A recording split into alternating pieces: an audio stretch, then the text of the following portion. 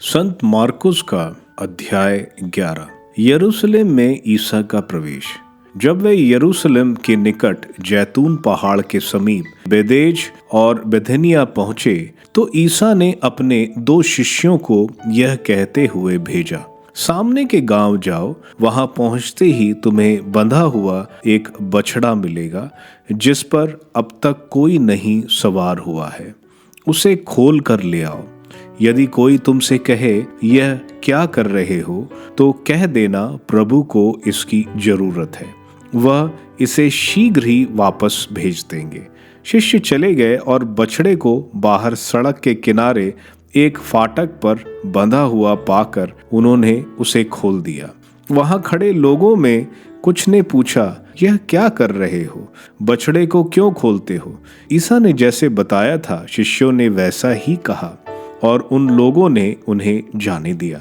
उन्होंने बछड़े को ईसा के पास ले आकर उस पर अपने कपड़े बिछा दिए और ईसा सवार हो गए। बहुत से लोग ने अपने कपड़े रास्ते में बिछा दिए। कुछ लोगों ने खेती में हरी भरी डालियां काट कर फैला दी। ईसा के आगे आगे जाते हुए और पीछे पीछे आते हुए लोग यह नारा लगा रहे थे, होसाना, धन्य है वे जो प्रभु के नाम पर आते हैं, धन्य है हमारे पिता दाऊद का आने वाला राज्य, सर्वोच्च स्वर्ग में होसाना।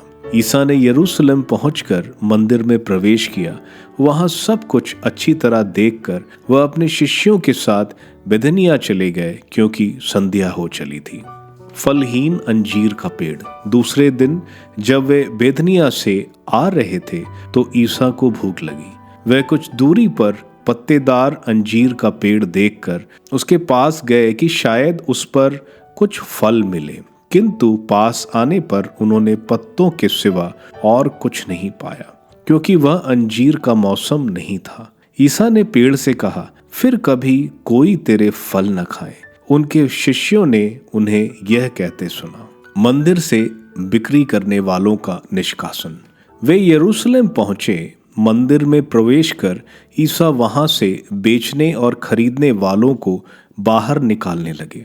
उन्होंने सराफों की मेजें और कबूतर बेचने वालों की चौकियां उलट दी और वे किसी को भी घड़ा लिए मंदिर से होकर आने जाने नहीं देते थे। उन्होंने लोगों को शिक्षा देते हुए कहा, क्या यह नहीं लिखा है, मेरे घर सब राष्ट्रों के लिए प्रार्थना का घर कहलाएगा, परंतु तुम लोगों ने उसे लुटेरों का अड्डा बनाया है। महायाजकों तथा शास्त्रियों को इसका पता चला और वे ईसा के सर्वनाश का उपाय ढूंढते रहे। वे उनसे डरते थे, क्योंकि लोग मंत्र मुग्ध होकर उनकी शिक्षा सुनते थे।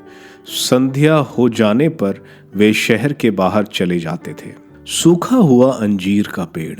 प्रातः जब वे उधर से आ रहे थे तो शिष्यों ने देखा कि अंजीर का वह पेड़ जड़ से सूख गया है। पेतरुस को वो बात याद आई और उसने कहा, गुरुवर, देखिए, अंजीर का वह पेड़ जिसे आपने शाप दिया था सूख गया है। ईसा ने उन्हें कहा, ईश्वर में विश्वास करो। मैं तुमसे यह कहता हूँ, यदि कोई इस पहाड़ से यह कहे, उठ समुद्र में गिर जा, और मन में संदेह ना करे, बल्कि यह विश्वास करे कि मैं जो कह रहा हूँ वह पूरा होगा, तो उसके लिए वैसा ही हो जाएगा। इसलिए मैं तुमसे कहता हूँ, तुम जो कुछ प्रार्थना में मांगते हो, विश्वास करो कि वह तुम्हें मिल गया है और वह तुम्हें दिया जाएगा। जब तुम प्रार्थना के लिए खड़े हो और तुम्हें किसी से कोई शिकायत हो तो क्षमा कर दो, जिससे तुम्हारा स्वर्गिक पिता भी तुम्हारे अपराध क्षमा कर दे। अधिकार का प्रश्न। वे फिर यरूशलेम आए। जब ईसा मंदिर में टहल रहे थे तो महायाजक, शास्त्री और नेता उनके पास आकर बोले, आप किस अधिकार से यह सब कर रहे हैं? किसने आपको यह सब करने का अधिकार दिया है? ईसा ने उन्हें उत्तर दिया, मैं भी आप लोगों से एक प्रश्न पूछना चाहता हूँ। यदि आप मुझे इसका उत्तर देंगे तो मैं भी आपको बता दूंगा कि मैं किस अधिकार से यह सब कर रहा हूँ। बताइए, यूहन्ना का बपतिस्मा स्वर्ग का था अथवा मनुष्यों का? वह यह कहते हुए आपस में परामर्श करते थे, यदि हम कहें स्वर्ग का तो वह कहेंगे, तब आप लोगों ने उस पर विश्वास क्यों नहीं किया?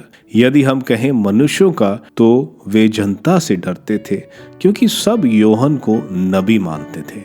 इसलिए उन्होंने ईसा को उत्तर दिया, हम नहीं जानते। इस पर ईसा ने उनसे कहा, तब मैं भी आप लोगों को नहीं बताऊंगा कि मैं किस अधिकार से यह सब कर रहा हूं।